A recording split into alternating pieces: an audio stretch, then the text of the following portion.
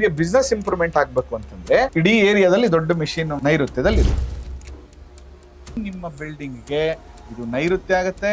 ನೈಋತ್ಯದಲ್ಲಿ toilet ಬಂದ ತಕ್ಷಣನೇ partnership ಹಾಳಾಗುತ್ತೆ, ಸಂಬಂಧಗಳು ಹಾಳಾಗುತ್ತೆ.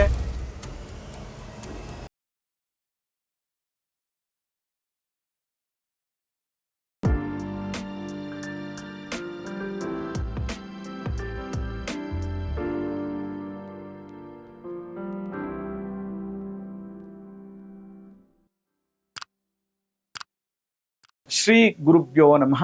ಮಾಯಕಾರ ಪ್ರಭುವೇ ನಮಃ. ಗಣೇಶ ದೇವಿ ವಾಗ್ದೇವಿ ಮಮ ವಾಕ್ಯ ಸಿದ್ಧಿ ಕುರು ಸ್ವಹ.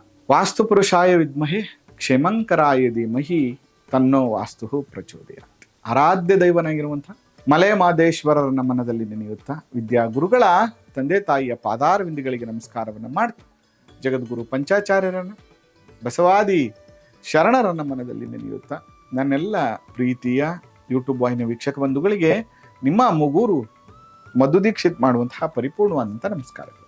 ಹೇಗಿದ್ರಿ ಎಲ್ಲರೂ ಕೂಡ ಚೆನ್ನಾಗಿದ್ರಿ ಅಂತ ನಾನು ಭಾವಿಸ್ತೇನೆ. ಇನ್ನು ಯಾರೆಲ್ಲ ನಮ್ಮ ಚಾನಲ್ ಸಬ್ಸ್ಕ್ರೈಬ್ ಆಗಿಲ್ಲ, ಸಬ್ಸ್ಕ್ರೈಬ್ ಆಗಿ ಫಾಲೋ ಮಾಡಿ ಮತ್ತು ಶೇರ್ ಮಾಡಿ.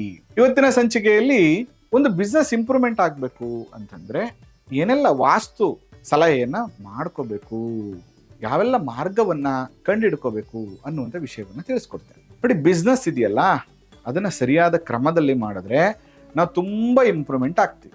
ನೋಡಿ, ಒಂದು ಫ್ಯಾಕ್ಟ್ರಿ ಅಂತ ಇಟ್ಕೊಳ್ಳೋಣ, ಇದನ್ನ ಅಥವಾ ಒಂದು ಕಂಪ್ನಿ ಅಂತ ಇಟ್ಕೊಳ್ಳೋಣ. ಈ ಜಾಗದಲ್ಲಿ ನಿಮಗೆ ಬಿಸ್ನೆಸ್ ಇಂಪ್ರೂವ್ಮೆಂಟ್ ಆಗಬೇಕು ಅಂತಂದ್ರೆ ಇಡೀ ಏರಿಯಾದಲ್ಲಿ ದೊಡ್ಡ ಮಿಷಿನ್ ಮ್ಯಾನುಫ್ಯಾಕ್ಚರ್ ಯೂನಿಟ್ ಅಲ್ಲಿ ಮಿಷಿನ್ ಇಲ್ಲಿರ್ಬೇಕು, ನೈಋತ್ಯದಲ್ಲಿ ಇರಬೇಕು. ಮತ್ತೆ ಬಹಳ ಮುಖ್ಯವಾಗಿ ಇದರಿಂದ ಬರುವಂತ ವೇಸ್ಟೇಜ್ ಎಲ್ಲ ಏನಿರುತ್ತೆ ಅದನ್ನ ನೈಋತ್ಯದಲ್ಲಿ ಹಾಕ್ಬೇಕು. ಇಲ್ಲಾರು ಹಾಕಿ. ಇದು ನಿಮ್ಮನ್ನ ತುಂಬಾ ಬಿಸ್ನೆಸ್ ಅಲ್ಲಿ ಇಂಪ್ರೂವ್ಮೆಂಟ್ ಆಗುತ್ತೆ. ಆದ್ರೆ ಯಾವುದೇ ಕಾರಣಕ್ಕೂ ಕಂಪ್ಲೀಟ್ ಆಗಿರುವಂತಹ ಅಂದ್ರೆ ಮ್ಯಾನುಫ್ಯಾಕ್ಚರ್ ಕಂಪ್ಲೀಟ್ ಆಗಿರುವಂತಹ ವಸ್ತುಗಳನ್ನೇನಾದ್ರೂ ನೀವು ನೈಋತ್ಯದ ಭಾಗದಲ್ಲಿ ಇಟ್ರೆ ಅದು ಪದೇ ಪದೇ ರಿಜೆಕ್ಟ್ ಆಗುತ್ತೆ. ಈ ತಪ್ಪನ್ನು ಮಾಡಬೇಡಿ. ಕಂಪ್ಲೀಟ್ ಆಗಿರುವಂತಹ ವಸ್ತುಗಳನ್ನ ಯಾವಾಗ್ಲೂ ಏನ್ ಮಾಡಬೇಕು ಅಂದ್ರೆ ಒಂದು ನಾರ್ತ್, ಸೆಕೆಂಡ್ ಬಂದು ವಾಯುವ್ಯ, ಈ ಜಾಗಗಳಲ್ಲಿ ಜೋಡಿಸ್ಬೇಕು ನೀವು. ಈ ತರ ಇದ್ದಾಗ ಏನಾಗುತ್ತೆ, ಬೇಗ ಮೂವ್ಮೆಂಟ್ ಆಗುತ್ತೆ, ಬೇಗ ಸೇಲ್ಸ್ ಆಗುತ್ತೆ, ಮತ್ತೆ ಬೇಗ ಸ್ಟಾಕ್ ಕ್ಲಿಯರೆನ್ಸ್ ಆಗುತ್ತೆ. ಇದನ್ನ ಬಹಳ ಇಂಪಾರ್ಟೆಂಟ್ ಆಗಿ ನೀವು ಗಮನದಲ್ಲಿ ಇಟ್ಕೊಂಡ್ರೆ ಬಿಸ್ನೆಸ್ ತುಂಬಾ ಚೆನ್ನಾಗಾಗುತ್ತೆ. ಜೊತೆಗೆ ಯಾವಾಗಲೂ ನಾರ್ತ್ ಅಲ್ಲಿ, ಎಕ್ಸಾಕ್ಟ್ ನಾರ್ತ್ ಅಲ್ಲಿ ಟಾಯ್ಲೆಟ್ ಇದೆಯಾ ಅಂತ ಒಂದ್ಸರಿ ನೋಡ್ಕೊಳ್ಳಿ. ಎಕ್ಸಾಕ್ಟ್ ನಾರ್ತ್ ಅಲ್ಲಿ ಏನಾದ್ರೂ ಟಾಯ್ಲೆಟ್ ಕೊಟ್ಟರು ಕೂಡ ನಿಮ್ದು ಬಿಸ್ನೆಸ್ ಇಂಪ್ರೂವ್ಮೆಂಟ್ ಆಗಲ್ಲ. ಎಷ್ಟೇ ನೀವು ಚೆನ್ನಾಗಿ ಮಾಡ್ತಾ ಇದ್ರು ಪದೇ ಪದೇ ಏನ್ ಸರ್ ನಮ್ದು 2 to 3 crore ಟ್ರಾನ್ಸಾಕ್ಷನ್ ಇದೆ, ಸಾಲ ಅಯ್ಯೋ ಅದಕ್ಕಿಂತ ಜಾಸ್ತಿ ಇದೆ ಸರ್ ಅಂದ್ರೆ ಎಷ್ಟೇ ಬಿಸ್ನೆಸ್ ಆದ್ರೂ ಕೂಡ ನಮ್ದು ಸಾಲ ಮುಗಿದು ಲಾಭಕ್ಕೆ ಬರಲ್ಲ. ಅದಕ್ಕೋಸ್ಕರ ಎಕ್ಸಾಕ್ಟ್ ನಾರ್ತ್ ಅಲ್ಲಿ ಅಂದ್ರೆ ಸಾಲ ತೀರಿ ಲಾಭಕ್ಕೆ ಬರೋದೇ ಇಲ್ಲ. ಅದಕ್ಕೋಸ್ಕರ ಎಕ್ಸಾಕ್ಟ್ ನಾರ್ತ್ ಅಲ್ಲಿ ಟಾಯ್ಲೆಟ್ ಗಳನ್ನ ಮಾಡೋದು ಬೇಡ. ಆತರ ಏನಾದ್ರು ಮಾಡಿದ್ರೆ ಬಿಸ್ನೆಸ್ ಇಂಪ್ರೂವ್ಮೆಂಟ್ ಆಗಲ್ಲ ನಿಮ್ಗೆ. ಮತ್ತೆ ಕೆಲವು ಸರಿ ಏನ್ ಮಾಡ್ಬಿಡ್ತೀರಾ ನೀವು, ನಿಮ್ಮ ಕಾಂಪೌಂಡ್ ಇದು ನಾರ್ತ್ ಅಲ್ಲಿ ಕಡಿಮೆ ಜಾಗ ಬಿಟ್ಬಿಟ್ಟು ಸೌತ್ ಅಲ್ಲಿ ಪಾರ್ಕಿಂಗ್ ಏರಿಯಾ ಅಂತ ಜಾಸ್ತಿ ಮಾಡಿರ್ತೀರ. ಇದು ಕೂಡ ನಿಮಗೆ ಒಳ್ಳೇದಲ್ಲ. ನೀವು 10 ವರ್ಷ ಅಲ್ಲ 20 ವರ್ಷ ಎಷ್ಟೇ ಕಷ್ಟಪಡಿ ಅಲ್ಲಿಗೆ ಆಗತ್ತೆ. ಈ ಕಡೆ ಮೇಲಕ್ಕೆ ಹೋಗಕ್ ಆಗ್ತಾ ಇಲ್ಲ, ಈ ತರ ಕೊಟ್ಬಿಟ್ಟು ಹೋಗಕ್ ಆಗ್ತಿಲ್ಲ. ಒಂದೊಂದು ತಿಂಗಳಂತೂ ಭಗವಂತ ಬಾಡಿಗೆ ಕಟ್ಟಕ್ ಆಗಲ್ಲ ಪರಿಸ್ಥಿತಿ, ಎಲ್ಲರಿಗೂ ಎಂಪ್ಲಾಯೀಸ್ ಸ್ಯಾಲ್ರಿ ಕೊಟ್ಟು. ಅದರಿಂದ ಯಾವಾಗಲೂ ಕೂಡ ನಾರ್ತ್ ಅಲ್ಲಿ ಕಮ್ಮಿ ಜಾಗ ಬಿಟ್ಟು ಸೌತ್ ಅಲ್ಲಿ ಬಿಟ್ಟಿದ್ರು, ಈಸ್ಟ್ ಅಲ್ಲಿ ಏನಾದ್ರೂ ಕಡಿಮೆ ಬಿಟ್ಟು ವೆಸ್ಟ್ ಅಲ್ಲಿ ಏನಾದ್ರು ಪಾರ್ಕಿಂಗ್ ಏರಿಯಾ ಜಾಸ್ತಿ ಮಾಡ್ಕೊಂಡಿದ್ರು ನಿಮ್ಮ ಬಿಸ್ನೆಸ್ ಇಂಪ್ರೂವ್ಮೆಂಟ್ ಆಗಲ್ಲ, ಯಾವುದೇ ಕಾರಣಕ್ಕೂ ಆಗಲ್ಲ. ಇದನ್ನ ಎಚ್ಚರಿಕೆಯನ್ನ ತಗೊಳ್ಳಿ. ಒಂದು heavy machines west north west ಅಲ್ಲಿ, ವೆಸ್ಟ್ ಸೌತ್ ವೆಸ್ಟ್ ಅಲ್ಲಿ ಬರಬೇಕು, ನಾರ್ತ್ ವೆಸ್ಟ್ ಮತ್ತೆ ನಾರ್ತ್ ಅಲ್ಲಿ ಕಂಪ್ಲೀಟ್ ಆಗಿರುವಂತಹ ವಸ್ತುಗಳು ಬರಬೇಕು. ರಾ ಮೆಟೀರಿಯಲ್ಸ್ ಅಂತ ಬಂದಾಗ ರಾ ಮೆಟೀರಿಯಲ್ಸ್ ಅನ್ನ ನೀವು ಪಶ್ಚಿಮದಲ್ಲಿ ಇಟ್ಕೊಳ್ಳಿ, ದಕ್ಷಿಣದಲ್ಲಿ ಇಟ್ಕೊಳ್ಳಿ ಅಥವಾ ಸೌತ್ ಈಸ್ಟ್ ಅಲ್ಲಿ ಇಟ್ಕೊಳ್ಳಿ. ರಾ ಮೆಟೀರಿಯಲ್ ಯಾವಾಗಲೂ ಕೂಡ ಈ ಪೋರ್ಷನ್ಗಳಲ್ಲಿ ಇದ್ದಂತ ಸಂದರ್ಭದಲ್ಲಿ ಪ್ರೊಡಕ್ಷನ್ ಬೇಗ ಆಗ್ಲಿಕ್ಕೆ ಪ್ರಾರಂಭ ಆಗುತ್ತೆ, ತುಂಬಾ ಇಂಪ್ರೂವ್ಮೆಂಟ್ ಆಗ್ಲಿಕ್ಕೆ ಪ್ರಾರಂಭ ಆಗುತ್ತೆ. ಜೊತೆಗೊಂದು ಈಸ್ಟ್ ಅಲ್ಲಿ ಮತ್ತೆ ನಾರ್ತ್ ಅಲ್ಲಿ ಒಂದು ಒಳ್ಳೆ ದೊಡ್ಡ ಕಿಟಕಿ ಕೊಡಿ. ಈ 2 ಜಾಗದಲ್ಲೂ ಒಂದು ರಿಸೆಪ್ಷನ್ ಏರಿಯಾ ಮಾಡಿ, ಇಲ್ಲಾದ್ರೂ ಮಾಡಿ, ಆಯ್ತಾ? ತುಂಬಾ ಚೆನ್ನಾಗಿ ಇಂಪ್ರೂವ್ಮೆಂಟ್ ಆಗುತ್ತೆ. ಬಿಸ್ನೆಸ್ ಅಂತ ಬಂದಾಗ ನಾವು ಇದನ್ನ ಬಹಳ ಮುಖ್ಯವಾಗಿ ತಿಳ್ಕೋಬೇಕು. ಅಕಸ್ಮಾತ್ ಕೆಫೆಟೇರಿಯಾ ಏನಾದ್ರು ಬರಬೇಕು ಅಂದ್ರೆ ಅದು ಸೌತ್ ಈಸ್ಟ್ ಅಲ್ಲೇ ಬರಬೇಕು.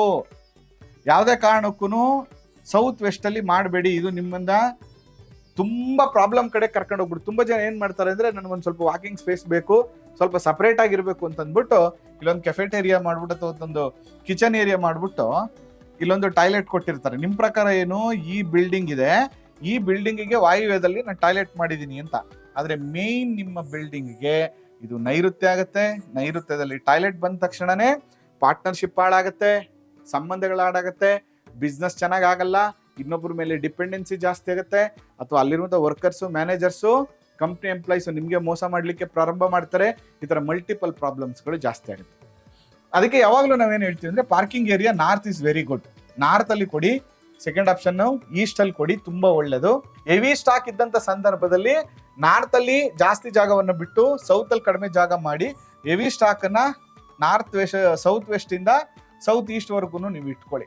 ಈ ರೀತಿಯಾಗಿ ನೀವು ಮಾಡಿದ್ದೆ ಆದ್ರೆ ತುಂಬಾ ಇಂಪ್ರೂವ್ಮೆಂಟ್ ಆಗುತ್ತೆ. ಮತ್ತು ನಾರ್ತ್ ಈಸ್ಟ್ ಅಲ್ಲಿ ಒಂದು ಕಿಟಕಿಯನ್ನ ಕೊಟ್ಕೊಂಡು ಬಿಸ್ನೆಸ್ಗೆ ಯಾವಾಗಲೂ ಸೂರ್ಯನ ಅನುಗ್ರಹ ಬಹಳ ಮುಖ್ಯ. ಅದಕ್ಕೋಸ್ಕರ ಎಕ್ಸಾಕ್ಟ್ ಈಸ್ಟ್ ಅಲ್ಲಿ ಒಂದು ಉದಯ ಆಗ್ತಾ ಇರುವಂತ ಸೂರ್ಯನ ಚಿತ್ರವನ್ನ ಒಂದು ಹಾಕಿ, ಉದಯ ಆಗ್ತಾ ಇರುವಂತಹ ಒಂದು ಸೂರ್ಯನ ಚಿತ್ರವನ್ನ ಹಾಕಿ, ಅದು ನಿಮಗೆ ತುಂಬಾ ಸಹಾಯವನ್ನ ಮಾಡುತ್ತೆ. ಜೊತೆಗೆ ಸೌತ್ ವೆಸ್ಟ್ ಅಲ್ಲಿ ಒಂದು ನಂದಿ, ಈಶಾನ್ಯವನ್ನ ನೋಡುವಂತಹ ರೀತಿಯಲ್ಲಿ ಇಡಿ. ಅದ್ರ ಜೊತೆಗೆ ಬ್ರಹ್ಮಸ್ಥಾನ ಆಕ್ಟಿವ್ ಬಹಳ ಮುಖ್ಯ. ಬ್ರಹ್ಮಸ್ಥಾನ ಇದೆಯಲ್ಲ, ಇದು ವೆರಿ ಇಂಪಾರ್ಟೆಂಟ್. ಎಕ್ಸಾಕ್ಟ್ ಈ ಬ್ರಹ್ಮಸ್ಥಾನದಲ್ಲಿ ಒಂದು ಪಿರಮಿಡ್ ಹಾಕಿ, ಐ ಎನರ್ಜಿ ಪಿರಮಿಡ್ ಹಾಕಿ ಅದೃಷ್ಟವನ್ನ ತಂದು ಕೊಡ್ತೀವಿ. ಯಾವಾಗ ಸೆಂಟರ್ ಎನರ್ಜೈಸ್ ಆಗುತ್ತೋ ಆಗ ಎಲ್ಲ ದಿಕ್ಕಿನ ದೋಷಗಳು ಕಮ್ಮಿ ಆಗುತ್ತೆ. ಈ ಮೂರು ಮಧ್ಯದಲ್ಲಿ ಒಂದು ಪಿರಮಿಡ್, ಪೂರ್ವದಲ್ಲಿ ಸೂರ್ಯ ಉದಯ ಆಗ್ತಾ ಇರುವಂತಹ ಒಂದು ಚಿತ್ರ, ಮತ್ತೆ ಸೌತ್ ವೆಸ್ಟ್ ಅಲ್ಲಿ ಒಂದು ನಂದಿಯನ್ನ ಇಟ್ಟು ಈಶಾನ್ಯವನ್ನ ನೋಡುವಂತಹ ರೀತಿಯಲ್ಲಿ ಮಾಡ್ಕೊಳ್ಳಿ. 100% ನಿಮಗೆ ಬಿಸ್ನೆಸ್ ಚೆನ್ನಾಗಾಗತ್ತೆ, ಬಿಸ್ನೆಸ್ ಗ್ರೋತ್ ಆಗುತ್ತೆ ಅಂತ ಹೇಳ್ತಾ ಈ ಸಂಚಿಕೆನ ಮುಗಿಸ್ತಾ ಇದ್ದೇನೆ. ನಿಮಗೂ ಕೂಡ ಈ ಸಂಚಿಕೆ ಇಷ್ಟ ಆಗಿದ್ರೆ ಶೇರ್ ಮಾಡಿ ಮತ್ತು ಸಪೋರ್ಟ್ ಮಾಡಿ. ಮತ್ತು ಯಾವುದೇ ಥರದ ವಾಸ್ತು ವಿಸಿಟ್ ಬೇಕು ಅಥವಾ ವಾಸ್ತು ಸಲಹೆ ಬೇಕು ಅಥವಾ ಪ್ಲಾನ್ ಕರೆಕ್ಷನ್ ಮಾಡಬೇಕು ಅಂದ್ರೆ ಖಂಡಿತ ಭೇಟಿ ಮಾಡಿ ಅಂತ ಹೇಳ್ತಾ ಈ ಸಂಚಿಕೆನ ಮುಗಿಸ್ತಾ ಇದ್ದೇನೆ. ಆ ಮಲೆ ಮಹದೇಶ್ವರ ಅನುಗ್ರಹ ಸದಾ ನಿಮ್ಮ ಮೇಲಿರಲಿ. ನಮಸ್ಕಾರ.